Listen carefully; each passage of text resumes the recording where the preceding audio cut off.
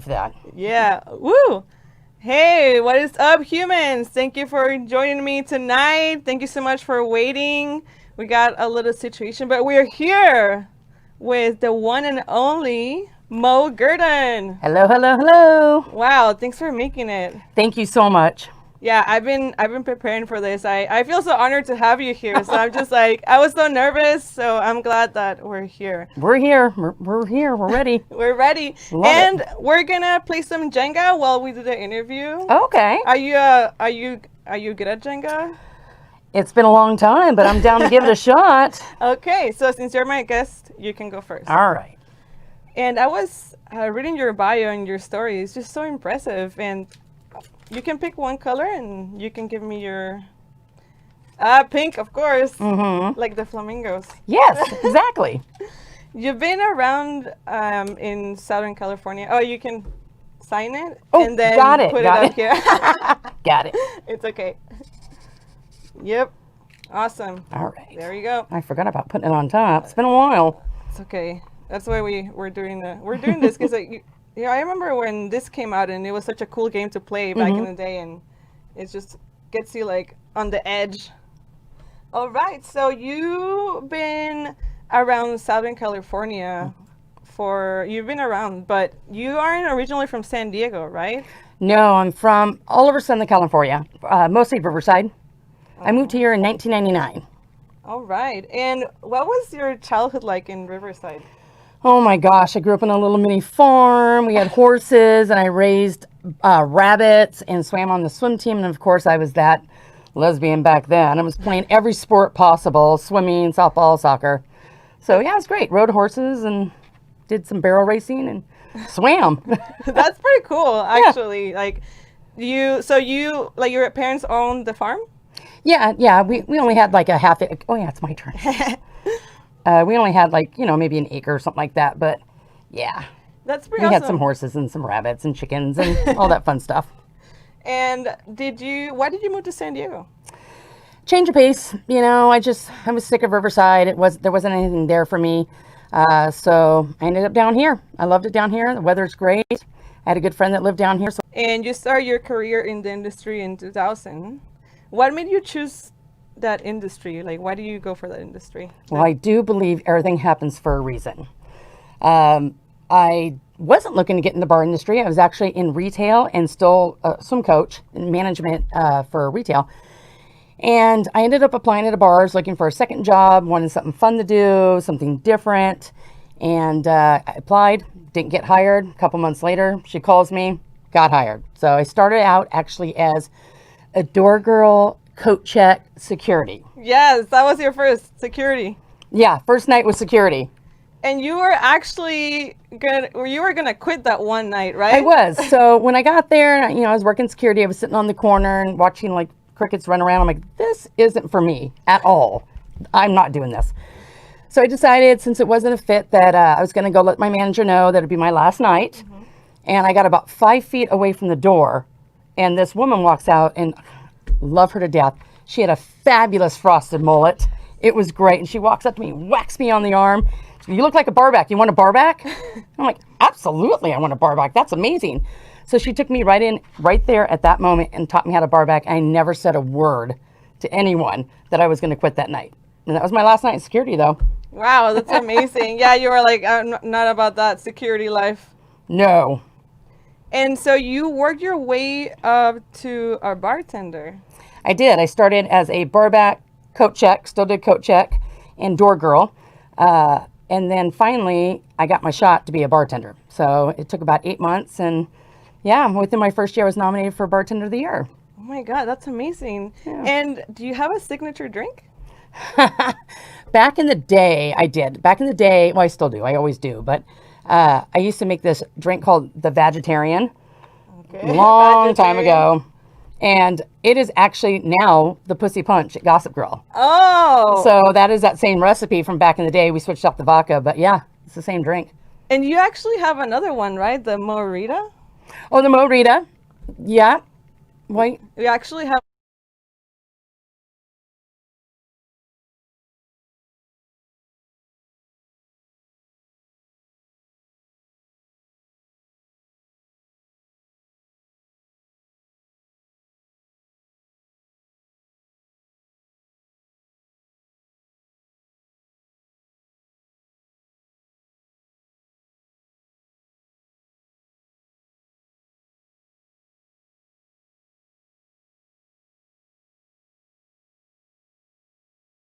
Okay, are we ready? 3 lime wedges, a 2 count. You're gonna muddle this guy up. All the lime juices out of it. Tequila. So you're gonna do a 6 count, which is 1.5 ounces. If it doesn't say 100% agave on the label, it is not 100% tequila. 2 counts, Cointreau. And then we're gonna add 1 ounce of mango puree. We'll put this on with no ice. It's all about the shake. You always want a good shake. When you shake, you want a good shake. All right.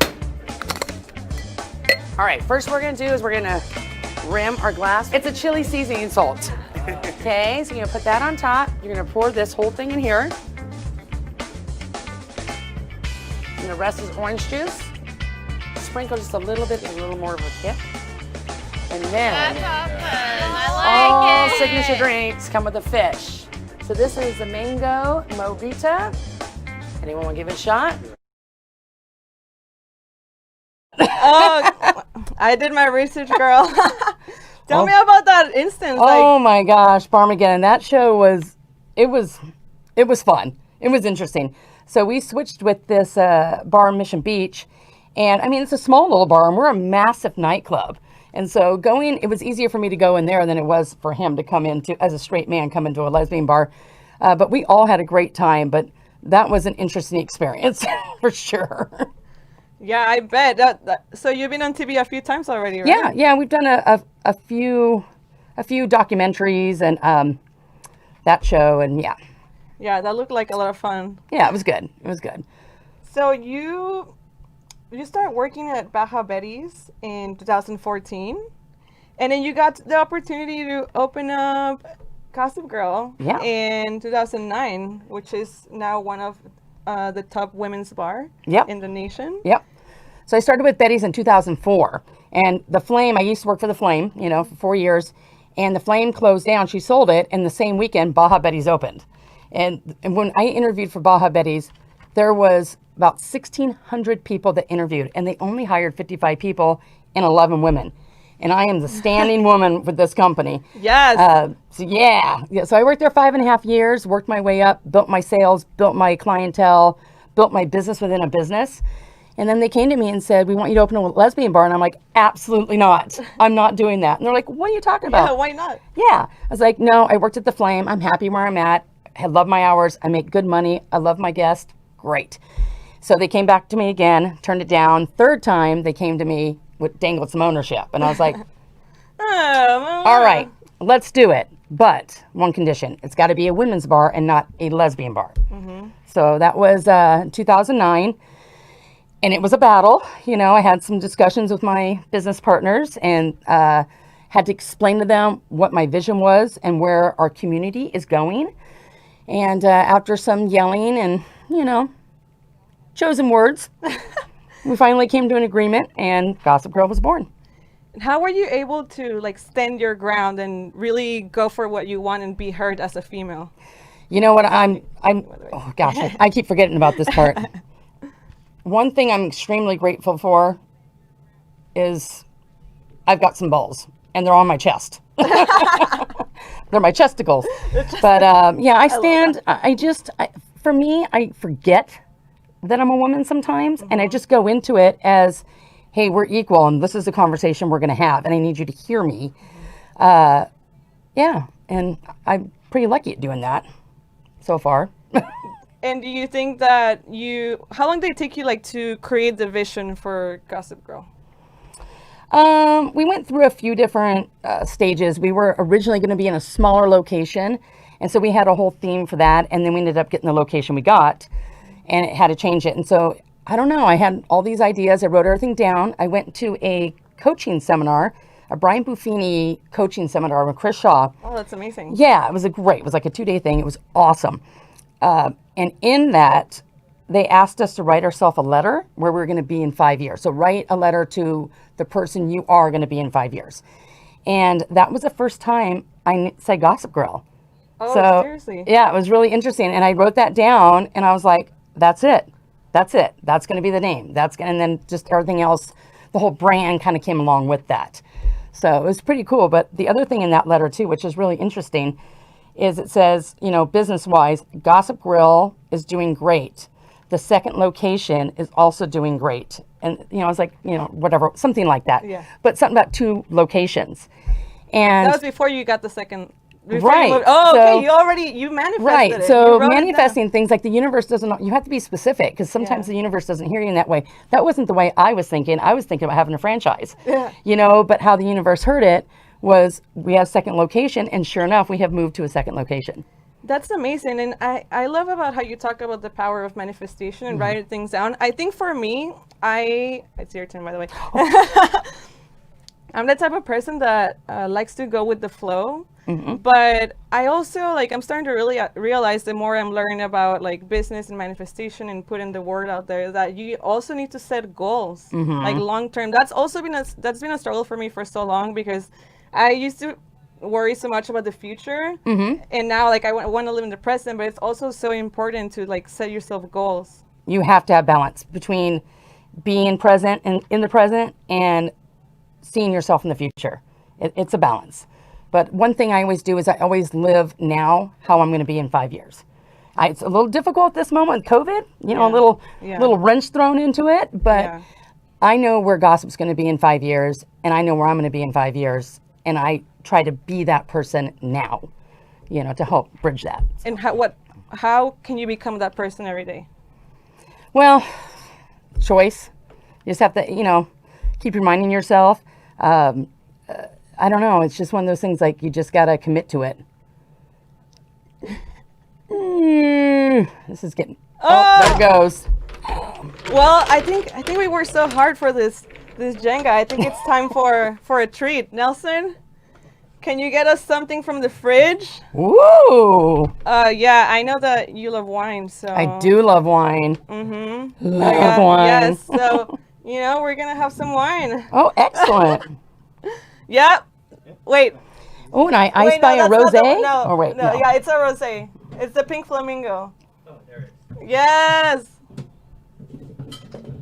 You know, we worked too hard on this. Like, we need a break. Absolutely. I totally agree. You're speaking my language. All right, so... All right, perfect, yeah.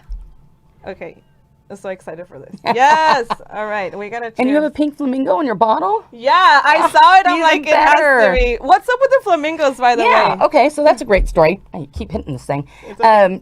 Back in the day during World War I, thank you so much. Cheers. Cheers. Now to drink with this fun thing.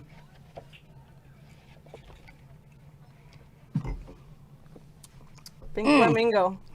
Delicious. Yep, not too I love sweet. it. not No, too it's dry. nice and dry, yeah. Yep. It's great. Okay, what were we? Oh, the flamingos. The flamingos, that's right. So during World War I, around that time, people would put pink flamingos in their yard to signify that they were a gay-friendly household. So if you were traveling through and saw someone with a pink flamingo in their yard, it means you can knock on their door, you know, stay, be safe. That's what it started out as, and it just kind of kept that meaning. But do you know what a bunch of flamingos, like a group of flamingos, is called? No. It's called a flamboyance. Oh, that's the story. That is it. A group of flamingos is called a flamboyance. That's amazing. So go figure. Go figure, right? And I want to go in a video of what Gossip Girl is all about. This was from last summer, so people that are watching right now can take a peek of what it was before. Miss Rona. everything. Yeah, Miss Rona. Miss yeah. Rona.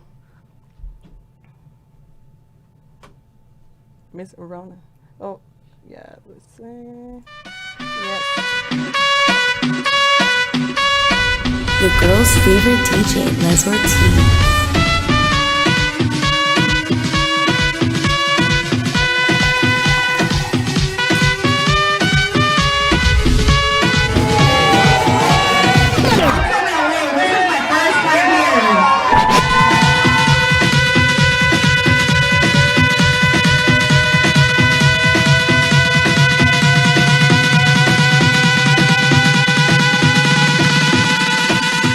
Barranquilla.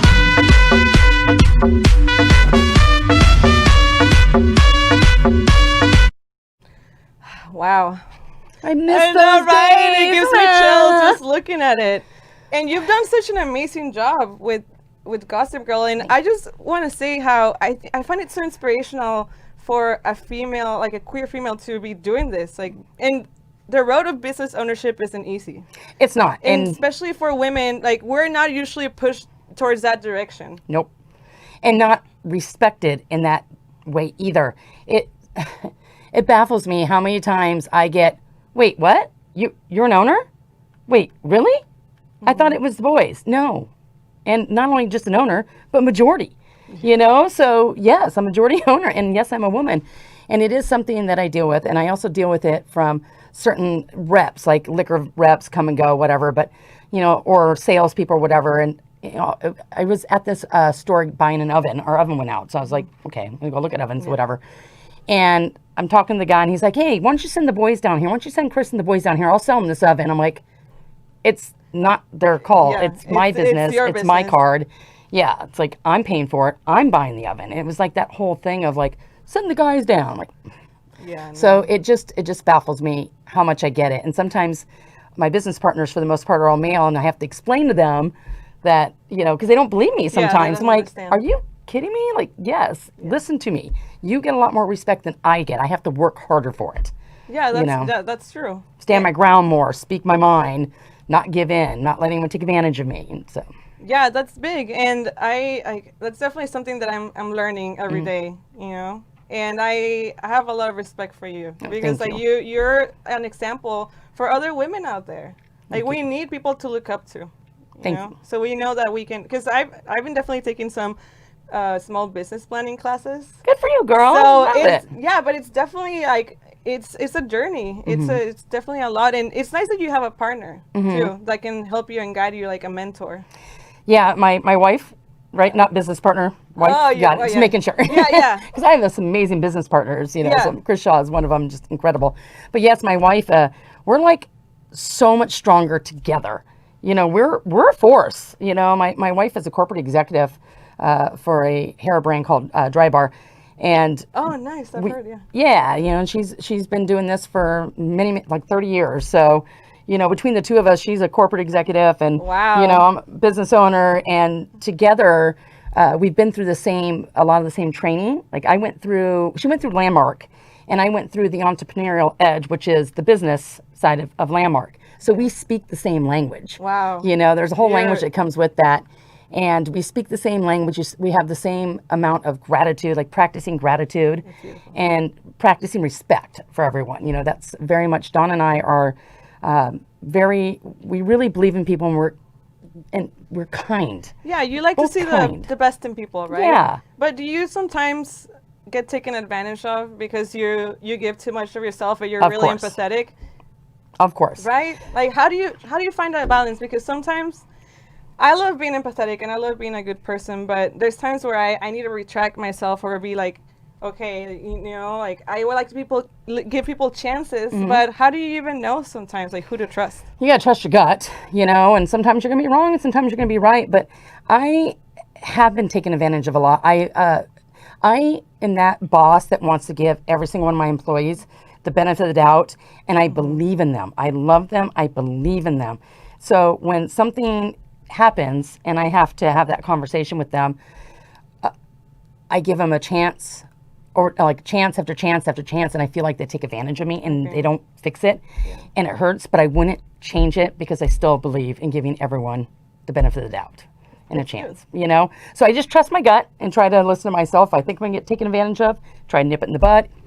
Sometimes it works, sometimes it doesn't. Yeah, it's hard when you have a big heart, right? Yeah, my assistant manager, Darcy, who is the most incredible manager I could ever ask for, she teases me all the time because she's the strong one, like the tough one. I'm the one, I'm like, they call me dad, you know, and I am definitely dad. Like mom is a little stricter. Mom's like, okay, you know, go You're brush the your cool teeth, dad, whatever, yeah. do whatever. And I'm like, well, okay, you can have some ice cream before you go to bed. I'm that one.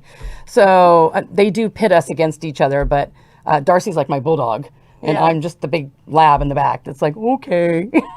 Yeah, Little softy. Yeah, I love how you've been able to have the business ownership even with your character, because I feel like a lot of times people that are good in their business, like they're also dicks, you know? Yeah. That's very common. And that's kind of what works for us and what works for Moe's Universe. We really come from everything gratitude, gratitude, gratitude, acknowledgement. Do not manage with fear. Do not scare your employees in anything. Give them ownership, give them responsibility, something that they can connect and be there. You know, this whole COVID thing has really, really shown me how loyal my staff is and how much a family we are. We have 11 staff members that have been with me for 10 years. Wow. So That's amazing. A lot, yeah. Yeah, and everywhere in Hillcrest, really, like, I work at Riches. I've actually go and said gossip too, Really? a few times. Got it. Yeah, okay, I knew you. I was like, yeah, I've go nice and said the Woman Up events. oh yes, yeah. I've used the glitter before. Yeah. Excellent. Yeah, so I've go dance at I love your it. venue. I love Me and Nelson actually, like, we do Jello shots at Riches, and it's just like such a beautiful environment. Like, Hillcrest is just so welcoming, and that's what one of the things that we love is that it makes us feel like we're at home. Anywhere. It's a community. Well, you're home away from home. You know, it's like. That's why we always say, welcome home, beautiful. Yeah. Welcome home. And I mean, we can't wait to welcome everyone back after this COVID thing. We're over it, but unfortunately it's here. So yeah. And so speaking about more about the business ownership, because I love this subject, because you're my first female business owner that I've had on the show. So I'm just like, whoo. Oh, thank you. I'm so excited. So what are if you can name like the top 5 skills you had to learn that are important for a business in the industry? Open your ears and listen. Number 1, listen. Number 2, be kind. I know that sounds silly, but kindness pays. Like, I have great relationships with all my vendors and my staff, and there's just a mutual respect there, and it just works. You said 5, right? Yeah. All right. 3, watch your numbers. I mean, it is what it is. You got to know your numbers. You got to know what's going on. 4, have a 5-year plan. Always should have a 5-year plan. And 6, be grateful. Be grateful. Yeah, be grateful. Be grateful for everything in your life. I love that. I express my gratitude every day. I think that regardless of everything that's going on, I'm still really grateful for being alive and for all the amazing things that are in my life. And just life, it's just such a roller coaster all the time, right? You have your highs, you have your lows, but you have to always like be grateful of all the things that you have, even like the most basic things, like having water and having a roof over your head, being able-bodied, like all the basic things that we sometimes take for granted because we're so busy like focusing on the little things. Yeah. And you get so caught up in those things like, it's like, oh my God, we live in beautiful San Diego. It is 80 degrees outside today. Yeah, it's gorgeous. It's nice. And what are some of the tools that have helped you in your personal growth? I know you mentioned the seminars. Is there anything else like helps books or YouTube videos? Well, there's lots of things. But yeah, I think the biggest thing for me, I was a swim coach for 9 years. Oh, and wow. I taught a swim team in Riverside for 6 years of that, of 250 kids from age 5 to 18. Oh. And you want to grow up, that's what you do. But it taught me really how to manage people and talk to people. Like, you know, people are like, how'd you learn to do your job? How'd you learn to become a manager? I was a swim coach. I also coached 4 years of high school volleyball. Wow. So that also helps too, working with a whole bunch of teenagers. Yeah, it tests your strength and patience. Huh? Yes, absolutely. And, you know, the difference between a drunk adult and a 5-year-old, not much. One's drunk, but not much. You can't reason with them. So you learn a lot of skills doing that. So that was a lot of it. And then I've had the same business coach for 10 years. And she highly recommend a business coach. Amazing. Yeah, no, that's amazing. I was actually working with a business strategist too before COVID, and he helped me to see a lot of things in a different way because I have the I have the attitude, but I don't have the business knowledge. You know what I mean? So I need to like find my path in that way. But that's. Do you have any like crazy story of when you were a bartender? Oh my God. You know what's so funny about this? I have so many of these that they all kind of run together and I forget them. Okay, here's one. Here's a funny one. God, there's so many. Oh no, I'm going to take a little sip. I don't want, okay, so I have, no, I'm not going to tell that story because that's a little too personal. Oh, well, hold on. I'm sure I can come up with another one. You know, I haven't bartended in a year and a half, so they're running dry these days. I one time had a guest ask me to microwave her daiquiri. Here's another funny one for Pride. A number of years ago. This is probably the one time I did not make the best choices in my behavior. But I had a guest slammed. It's Pride. It's at Betty's, you know. We're like 10 deep. It's busy. Yeah. And I had this girl that was on the corner of the bar, and she's like slapping her hand down on the table and snapping at me. And I'm like, girl, No. I'll be right with you. You got to. I'm working a circle. So I worked my circle, and she kept at it. So finally, I go up to her. I'm like, it's her turn now. And I'm like, what can I get you? And she's like, I want a Dos Equis and a Tecate. I still remember it, by the way. A Dos Equis and a Tecate.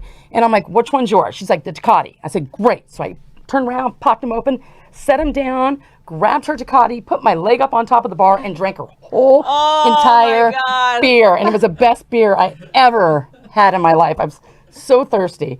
And I sat it down. I said, that'll be $10, and turned around and kept bartending. Oh my God. And then when I came back around the second time, I finally got her beer for her. But everyone was like, I'm like, that's right. Like, please don't snap at me like that. It is Pride. Give me a break, girl. I see you, you know. I am going to get to you.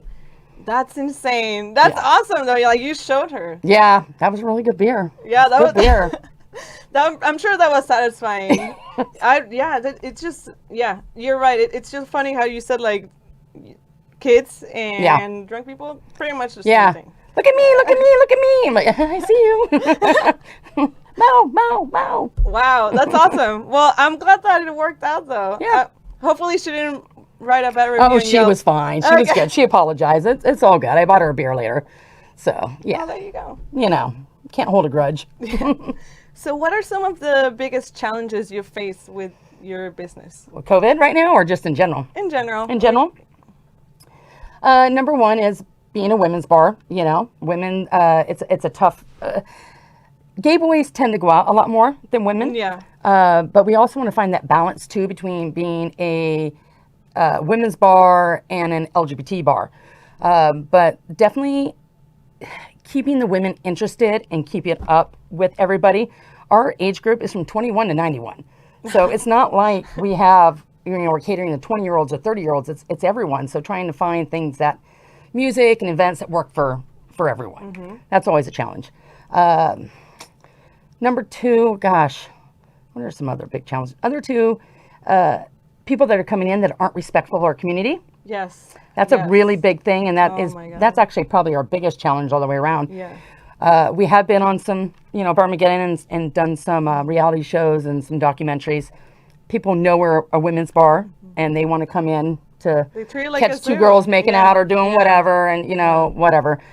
And then they end up not behaving properly, and then they have to go home, which is never a good thing. And yeah, that's because you want everyone to be welcome, right? Yes. But then, like, how do you keep that sense of community when there are people that come in and act like fools? Like at Rich's, like on Wednesdays, like when we get all the college kids and they don't know how to behave and they treat like it's a zoo, and it's like you lose the magic. But at the same time, like, I understand that you need to make revenue, right? You need people to come in. You need the word to be spread that there's this space. But also, like, how do you balance, like, keeping the sense of community and, like, bringing new people in? Well, this is the challenge. You know, we asked to be equal.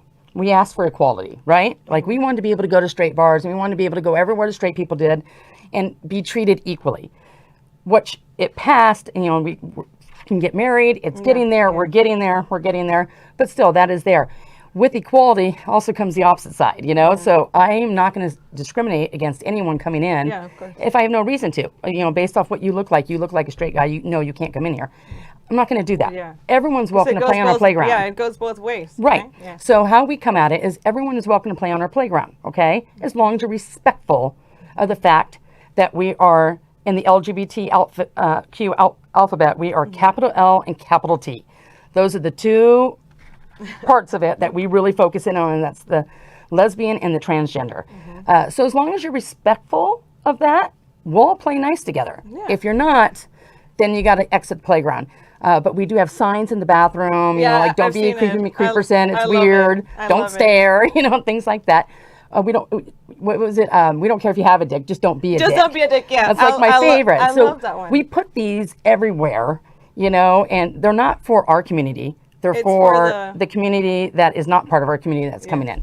So it's a balance. And then that's why we have security. And, you know, that's why I have some big boys, too. because sometimes you need them. Sometimes you need the big boys. Yeah. So how I love that you guys have all the little, like you said, like the rules, and then all the funny items that you have, like all the like liquor and all the names of the food and drinks. How did you guys come up with that? Like, was it you or someone else? Oh no, that was all us. Let me tell you the secret. Okay. Drinking. So I used to bring my staff over to the house and get them, nice and toasty, make them dinner and give them some cocktails. And then we just start brainstorming and we just start getting together. And that's when you come up with great names like Harryola and, Coochie Crawler and, oh my gosh, Finger and Cider, which is always one of my favorites. And that's like cider beer. Oh, Finger and so Cider. It was a cider cocktail, but it was Finger and Cider. Yeah. I love it. So it's awesome that you take into consideration your employees' ideas too. Oh, absolutely. So We're important. a team. I count on them for everything. I'm not one of those people like, this is the way it's going to be. Well, sometimes, but not usually. Yeah. I want their input. Right now I have completely given over the Gossip Girl shop that's coming soon. We're opening like a shop online. Oh, nice. And they're designing the shirts and they're designing the fans and the mask. I'm stepping out. So, that's great. And I want them to come up with night ideas and specials and food ideas and cocktails. I want to share that. Yeah, that's amazing. And especially because I'm sure that they're very committed. Oh, yeah. So because of the person that you are too, you give them that freedom. Yeah. And that's not like the norm usually with business owners. They're very like, this is the way. And it's great that you give them the freedom to also pitch in. Oh, thank you. Yeah. Whenever I interview someone, whoever's interviewed with me can attest to this. One of the first things I say is I am not a micromanager. If I have to hold your hand, I'm going to pull you, I'm going to walk you outside and wave bye-bye with it. It doesn't work for me. Doesn't work for me. And those are great words. If you're going to be a business owner, that's what you need to remember that. That doesn't work for me. Just going back to that. Okay, I love that. No, thanks for the advice. That doesn't work for me. I'm taking mental notes. Yeah, totally. But yeah, micromanaging, not my thing. And if you're not self-managed, you're not a fit. I can teach you how to do a job, but I can't teach you how to have certain core values. Definitely. So, and personality. Yeah, right? I can teach you how to serve, but I can't teach you to be nice. Pretty much. So what are your core values? My core values, number one, is community. It always is, always has been. And this is more of a work aspect. My personal number one core value is integrity. I think you can't get anywhere without looking like a fraud if you don't have good integrity. Yeah. It's the one thing no one can take away from you. Absolutely. Yeah. And no one can take it away from you. Only you can take it away from you. And, it's important to know that. But other ones are loyalty, honesty, energy. I like to be contagious. That's another one of my core values, be contagious in a positive, loving way, and catch myself when I'm on the bitchy part or whatever. Yeah. I'm contagious that way too. We're human, right? Make sure. Sometimes we're human. Do you want some more? No, I'm good. Okay. Yeah, it's we're human and sometimes we do have our moments but it's I feel like it's easier to brush it off. Yeah. Especially working in this industry, you can't give it energy. You can't. Being in the bar industry is tough because people, especially now, are entitled. Oh. They're entitled. And when they start drinking, they want to tell you how to do their job and who they are and blah, blah, blah. Mm-hmm. And who cares? That's fine. That's their story. No big deal. But the difference is when you give it power. Because when you give it power, you lose your power, and then that has power over you, and it controls you. And that is the biggest thing for bartenders and servers to get over. I always tell them, be a duck. Be a duck. If you think of a duck on the water, it's just cruising along, and that water just rolls right off. Yes. But under the water, the feet are going 100 miles a minute. Like they're swimming, right? Yes. So you want to be that duck. But when people say things to you, you got to let it roll off you. You won't survive in this industry. It's security. You work at Rich's. Yes. Security's got it the worst. People are so incredibly mean to them, and they have to sit there and be called names and spit on, and just it's inappropriate and it's horrible. But they just have to be a duck out there, and that's just what I preach over and over and over again is don't give them your power. It's yours. Own it. Yeah, it's true. If you want to survive in the bar and nightlife, you need to have a thick skin. You need to be able to let it roll out. I definitely had my stories at Rich's, and when I first started, I would just get so overwhelmed. And he actually taught me, Nelson, he taught me a lot of how to deal with the customers and just be like, okay, one at a time. Yep. All right, if you're gonna be like this, I'm gonna kick you out. And then when people try to steal my shots, I'm like, do you want to get kicked out? And they're like, you know. Yep. So you just gotta. You have to own it. Like, you own your tables, you own your bar, you own it. They don't own you. And if you lose control in that aspect, it gets real slippery. Because the customer isn't always right. No. It's just not. It's just And then you not. get frustrated, and you kind of, fall behind. Yeah, but not then good. you also have to like think about like the reviews, so like the angry customer that like goes on Yelp and types. Oh, Lord, yes. Yeah, I mean, you can't like please everyone at the No. end of the day. Just try your best. Again, be kind. I once had a guest that everything possibly could go wrong went wrong. Oh. The first time, she was starving. Like, it was breakfast. She was really hungry. It was her and her boyfriend. And the first time, it got ran to the wrong table. The second time, it got dropped, like, as it was being carried out. The third time, it got made wrong. And the server's in tears. I didn't know what was going on at first. And I was like, what's going on? She's telling me, and she's crying. I'm like, oh, my God, I have to go fix this. So I was like, I walked to the table, and, for those of you that know me, I'm all about a good shimmy. It's all about a shimmy. So I walked to the table, shimmy, and I said, I heard we totally fucked up on your food 3 times. And just, there was nothing I could do. And I ended up just saying, can I buy you a shot? And best piece of advice I can give you, there's nothing a good shimmy can't fix. I love because she is now my regular. She was not happy. And she was like, this is bullshit, blah, blah, blah. I said, I got it. I just kept shimmying. And she's like, are you going to have a shot? I'm like, of course. You were able we to had turn her shots. around. Now she's a regular. I love her to death. So, all on the shimmy. Oh my but God. things happen, so. Yeah, you gotta be empathetic. Yeah. Definitely. I think for me, I'm an empath on the spectrum. I'm not like, I can handle being around people, obviously, but it's definitely like before I used to hate being sympathetic, but now I see it as a superpower. Absolutely. Because you're able to read people and you're able to like turn the mood around. Yep. And, like, it's definitely. That's another thing that is really important with ownership or being a business, women in business. You got to be empathetic. You got to be able to connect. Yes. But I think as women, we usually do. Yeah. Too, it's easier. Yeah. I know. So I was doing some research, and before there used to be like 12 women's bar, and now it's just Gossip Girl, right? In California? Yeah, I think in California or San Diego. Yeah, it has to be California. Back in the day, the most I ever saw at one time in my 21 years being here were 3. Oh, okay. And that was The Flame, maybe it was in Bombay or 6 Degrees, depending on the time, and Patty's Front Office. Okay. So, How have you been making Gossip Girl survive through the years? well, I think the key for us is, being a women's bar, but being back, working at The Flame, when I first started bartending at The Flame, I started the first girls' night out at Flicks. I didn't start it. I got hired. Yeah. To be clear on that. Flicks started it because they went against The Flame's boys' night out. So it was the first time that women were able to go into a boys' bar without being judged, for the most part. Yeah, because anyway. even in the community, there's still segregation. Yeah, it was still pretty Yeah, segregated. yeah. So I started there, and then as the girls started coming in, they started realizing that they can go to these boys' bars, and then the other boys' bars started doing women's nights too, Moby Dick's and Bacchus House, and, like all these bars, Bourbon Street, they were all doing these women's nights. So then the women kind of stopped supporting and being loyal to their women's bar. Yeah. And guess what happened?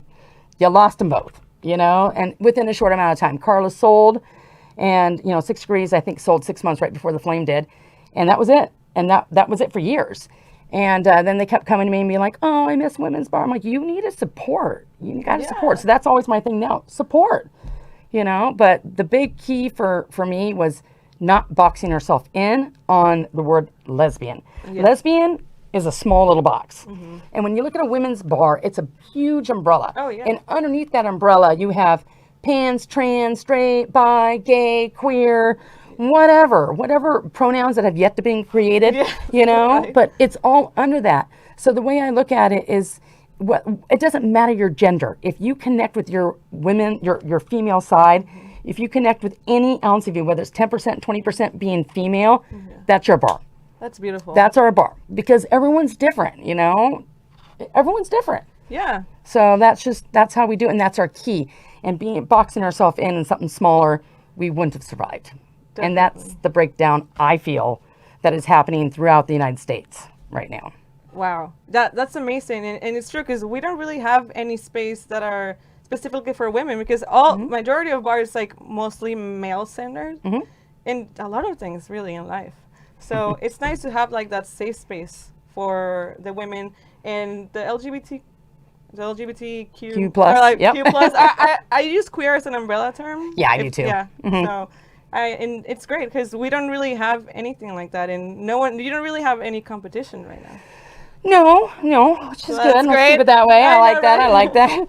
And the other side of that too, and I do want to put this out there because I think it's important that I hear, and they know I hear them, but there is a group of our community that really wants us to kind of retract to the way it used to be and have lesbian, bars.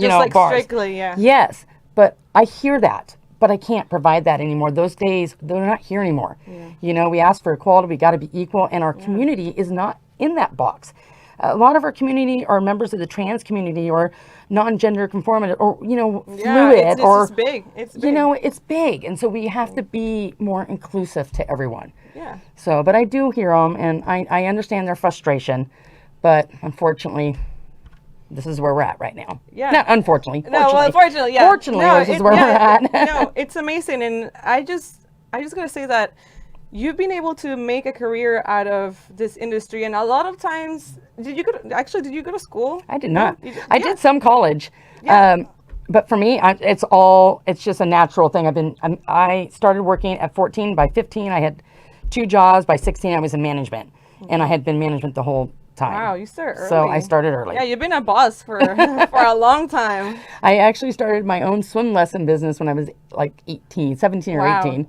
That's I had a few people working underneath me. I already started the hustle. Yeah, I think it's great because it also shows people that you can make a long-term career out of this industry. A lot of times it feels like a dead end. Right. And I mean, for me, like I graduated, like I have a degree, and some family members are like, when are you gonna get like a real job, or when are you gonna like get an office job or whatever? And it's like that's not really what I'm passionate about, right? So it is possible to make a career out of this industry and be successful. Absolutely. My wife also, same thing, no college, and we're both pretty successful. Yeah, it's totally possible, but you still should get a college degree. Yeah. But anything's possible. I always tell my staff too with this, treat the bar industry or gossip like a lily pad. Land as long as you need. Take every tool. I will teach you everything. I will help grow you, teach communication skills. What do you need? Like, let me do that for you. Suck it all out and then continue on your way. Unless that's where you want to stay. Yeah. If that's your fit and that's your home, then we're here for you. And we'd love to take you on the journey. But otherwise, land on the lily pad, get what you need, and then keep growing. I love that. You give them that choice. Yes. Yeah. That's good. I mean, this industry isn't for everyone. Yeah. It's a lot. Like you're doing 8 hours a day, and everyone yelling at you and jumping around. It's a lot. Yeah. And people do get burnt out pretty easy, but. Of course. All right. So now it's time to look at some of your pictures. And we're going to tell me the story behind every picture. Let's see. When was that? Oh my gosh. That had to be like 2010 with the fabulous Emily and Redfern. Emily actually was the very first person I hired. And we had a secret meeting on the rooftop at Baja Betty's to tell her that we were opening Gossip Grill. Oh. And she would be my only pick from the community. She just retired like maybe a month ago. Wow. Yeah. It's amazing. Let's look at the next one. Oh, tell me about that. You won an award. Nikki Award. Which one is that? I can't. I think that sounded... Businesswoman of the Year. Oh, that's Businesswoman of the Year. Okay, from a couple years ago. Yes. That was quite the surprise. What's surprising? You're a boss. I know. Yeah, that was People nominated you, right? Yeah. That's amazing. There were a lot of great women in that category, so I was very honored. That was very cool. Gossip actually won for the very first time ever, won Bar of the Year this last year. Oh my God! And it's the first time a women's bar has ever won that in San Diego. Wow, amazing! You must I was really excited. Yeah. Let's look at the next one. Oh, were you in a TV set? Oh yeah. I do a lot of. Somehow I became the spokesperson for Moe's Universe. So whenever there's a TV spot, it's me. So yeah, it looks like I'm making cocktails. I think I poured something on my head that time, a martini on my head, if I remember right. How did you get your style, the mohawk style? Was that from your coach from back in the day? Yeah. Yeah, I used to have long hair, and then I came out and I cut my hair into a mohawk, and then I went back on that season, and my kids were like, "What happened to you?" Because I was all like more conservative, coachy looking, and then I came in with like cut off red dickies and big old boots at my knees and a mohawk, and they're like, What's going on?" I'm like, "Hi." But yeah, no, I've had that. Different variations here and there for a while now. Nice. Yeah. Next one. Oh, the good old unicorn. We have two of these. We have a unicorn and we have a penis. Oh, nice. So the penis is quite funny when we get someone in it and make them run around. It's just, it changes the energy really quick. Yeah. So we break these things out when the energy's kind of wah-wah and we kind of need to shake things up. Nice. So, there you go. Love it. Next one. I think you won another award there. So that is from the sisters, the sisters of Perpetual Indulgence. Okay. Say that right? They wear the white makeup. Oh, okay. Yes, Yeah. the sisters. They named Gossip Grill a safe space. So beautiful. that, and then I got my angel wings too. That's actually the angel wings. So Angel that's what that is. Awesome. Next one. I think that's the last one. Yeah. Oh gosh, yeah. This is a photo shoot for a video that Brittany was working on, my marketing director. That thing that you pass, like Oh yeah. the lipstick or whatever it is. We actually have a small clip Oh, from dear. it. Let's take a look. Oh, it was at the end, right? Should we start?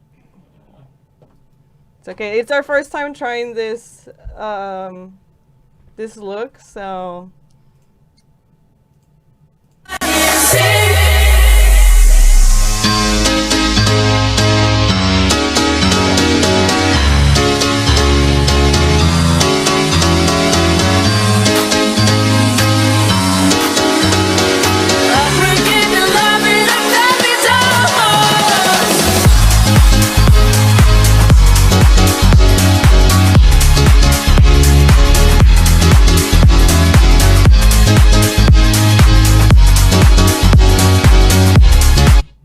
nice.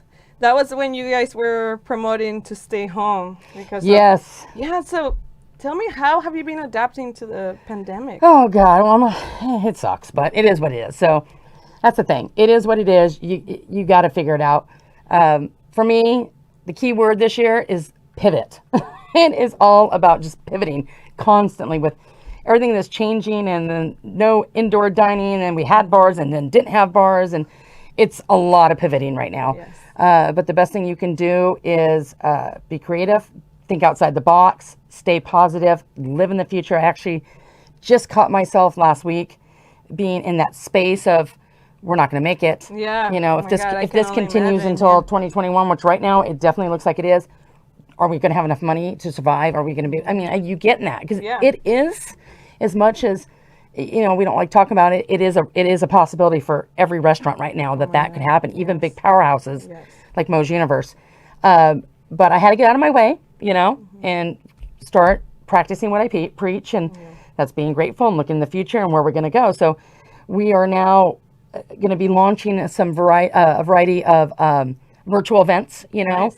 Cocktail classes, cooking classes, liquor classes, you name it. We're going to start launching that. And we're also going to be launching a liquor box. A liquor box to go. So basically it's going to be an online liquor store, and we're competitive with the grocery store. So we're hoping that people would choose to support small business and help support us, because as busy as we are, it's still not enough. Yeah. Yeah, because you're used to having it packed every night. Yeah, no nightclub. That's Yeah, 80% of our business. Yeah, that's a So big thing. it's been really tough. It hasn't been easy, and you have to keep safety in mind and trying to keep the staff safe, and being that person. It's like you have to stay 6 foot away. I have to preach at them sometimes, and I'm like, I'm sorry, but you have to stay distance. Put your mask back on. Blah blah Yeah. blah. But it's because I care about them and I want to be healthy and I don't want anyone to get sick. Yeah, definitely. So it's a lot. It's a balance between being safe and making money, and what's the right thing to my do God. or business is the right thing to do. Which one at that time? So Yeah, that's rough. I feel like the only thing you can do at least is just make sure everyone is safe. yeah. And, Yeah. Like, Oh. if you're coming, like, make sure that you're not an asshole and wear your mask. and, like, Absolutely. Yes. And that's the thing. It's just be safe. You know, we're known to be one of the safest bars right now. And we come in every morning and sanitize every single thing, every pen, everything. So it's good. I mean, it is what it is. So we'll make the best of it. What are some of the changes that you've done, like major changes? We've done a lot. We originally started out everything 6 feet apart. And then we realized that's not going to work for us because we really weren't making any money then. So invest in some plexiglass, Yeah. you know, section everything off so everything's safe. Yeah. We added 2 extra patios on the sides. Nice. I actually got upstairs finally opened. Oh, nice. So we gotta it check it opens- out. We went last week. Yeah, we went last Thursday actually. Oh, did after. you? Yeah. But we haven't checked out the second. Well, the upstairs, you know, it's just one room. It only fits like 10 people total. But it's got a garage roll gate, so we're okay for it being outside. But what else? Oh, and then we're putting in a parking lane patio this week. Oh, So, fantastic. I mean, we're doing the best we can. Yeah, you know, you have to adapt. Yeah. And how can people support you right now? How can people support Gossip Girl? So there's a few things. If you feel safe, please come in and see us. If that's not your jam, absolutely okay. Totally respect that. Love it. Totally get it. Thank you. We have to go. We're on DoorDash. You can order directly from Gossip's website, which then you don't have to pay the DoorDash fee. And then we're launching our merchandise here shortly in our liquor store shortly. So, you know, if you need a nice bottle of Prosecco or a nice glass of rosé, I got some at Lisa Vanderpump. It's real tasty. Nice. And what's your website? Where can people find you? GossipGirl.com. GossipGirl.com. Fantastic. So now it's time for the human experience section where I'm going to ask you some more stuff about how you see life, the world. And the first one is, how would you define the meaning of life? A crazy trip. A crazy trip. A crazy trip. Pretty much. Yeah, I don't know. It's just I actually I'm gonna take that back. I'm gonna say it's like a sporting game. Oh, You know, I don't know. I think you just have to be present on the field and pay attention to what's going on and move where you need to move. nice. I mean, since you do sports, you probably see it that way. Probably things make sense for me in that way. How do you stay grounded when you feel overwhelmed? Well, my wife helps a lot with that as well. Yeah, for me, when I get overwhelmed, I have to go back to what works for me, and that is being grateful. You know, so when I start getting overwhelmed, I just take a second and I say 3 things I'm grateful for. Yes. You know, or I say thank you until I actually start feeling it and start being grateful, and it usually subsides the anxiety. Oh, that's beautiful. So that's a nice way. kind of what works for me. You know, or I just have a couple cocktails and an edible. that works too. That always works. Okay. And what's a belief that you hold which many people disagree? Oh, I don't know about that. I don't know. That's a good one, girl. I did not see that one coming. I guess right now is that just the struggle of what's going on with the movement. And I don't think that no one else agrees with me on this, but a lot of my family and friends don't agree with things needing to change now, and not then just them not seeing it and not understanding why I'm so passionate about it, and why I'm so passionate also about the trans community and what is happening in with that. And so I guess that's what's different with my family for the most part. But yeah, sometimes I know how it is with family. it's family. Yeah. Do my best to educate where I can. Right? Yeah, it's definitely a struggle sometimes. Yeah. What life tip would you tell your younger self if you could go back in time? Don't give anyone your power. I love that. Yeah, don't give anyone your power. Own it. You know, I teach orientation for Gossip Girl. You know, I do that, and I always tell them, like, if you have a penis, worry about your vagina, whatever you want to do, dildo, just piss all over it. It's yours. You own it. You own your space. Don't give anyone your power. I love that. Can you think of a time where the impossible became possible? Yes, 2009, when we opened Gossip. Yes. I didn't see that coming. I always knew. I knew in my heart. I knew. I had that like spidey sense that something was going to happen for me. I just didn't know how or what it was going to look like. Oh my God, that's how I feel too. Yeah, it's like I always knew. My mom actually had this crazy psychic reading when I was 10. No, not even 7 or 8. Ooh. And she said that she was going to have another child. Well, she had my brother, and that her daughter was going to be very successful. So I literally grew up thinking that was going to happen. Talk about a manifestation. Yes. You know, that's kind of, I manifested that a long time ago, I guess. I just fell into it. I just literally tripped and fell into it and then grabbed it and held on to it as hard as I could. And still riding the wave. And here you are. Here we are. And what's something that makes you angry? Ignorant people. Oh my God, yeah. I think that's, I mean, I get things. Like, I'm really laid back and, you know, things. Pretty open-minded. But, yeah. And just, I'm really patient with people. Yes. I got that, you know. I'm a swim coach. I got patience. But patience for just ignorant people, just, Yeah, it's tough. It's tough. It's tough because you always have to be the teacher. Like, Yeah. you always have to teach people that are ignorant, like, and open up their mind. And some people are just don't understand and are not willing to see other people's points of view. mm-hmm. So Yep. that's when you gotta just like shimmy and bye. Yep. Okay, I hear you. Okay. See you later. What's something that you know you do differently than most people? I think manage. I think my style is unique and very different. I mean, I learned from the best. I mean, the way Moe's universe works, all of us work in a very positive, acknowledging, coaching sort of way where we don't wrong anyone. We want to help encourage. But I think the difference with me is me being a female, being a strong Yes. woman. I add that to them, and I'm so adamant about my girls knowing their worth and knowing that they are strong and can do anything they want and not let anyone take that away from them. So that's something that I definitely is different with me, is adding that in. I love that. And what is one mistake that you will never do again?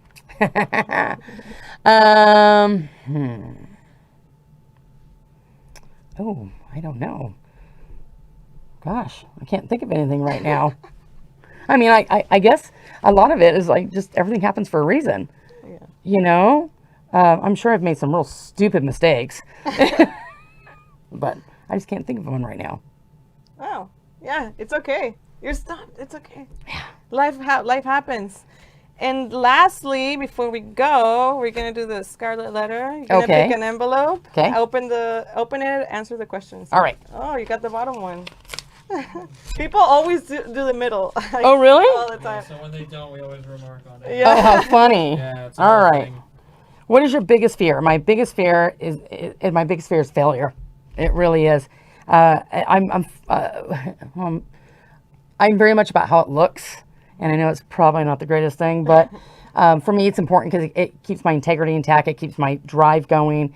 It's all about how it looks, and my biggest fear for me is not getting there and failing, and which is a very it's something that I'm confronting right now. You know, I was at a point in my life where everything was going really well and comfortable. You know, and you have to be careful when you get comfortable. Yeah, you need to get out of that comfort. And I kind of felt like I needed something to happen to Like, kind of shake humble it. me Yeah. and bring me back down. And, you know, kind of like when you put gold in the little mixer thing and it goes around and gets all beat up and it comes out the other side and it's a higher grade of gold. Yeah. You know, so I was kind of feeling like something like that needed to happen. I wasn't asking for COVID. I want to make that clear. But I'm getting something from this and I'm finding my way a little bit more. And this is a conversation right now because this can happen. Yeah. Not that it's going to happen because we're not going to manifest that.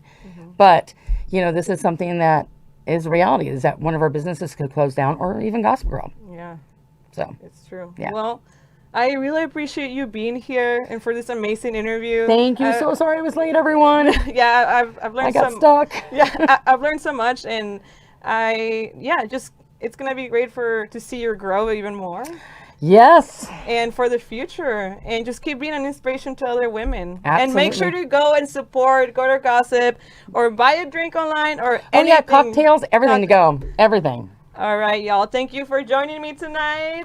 We'll see you next Thursday. Woo-hoo.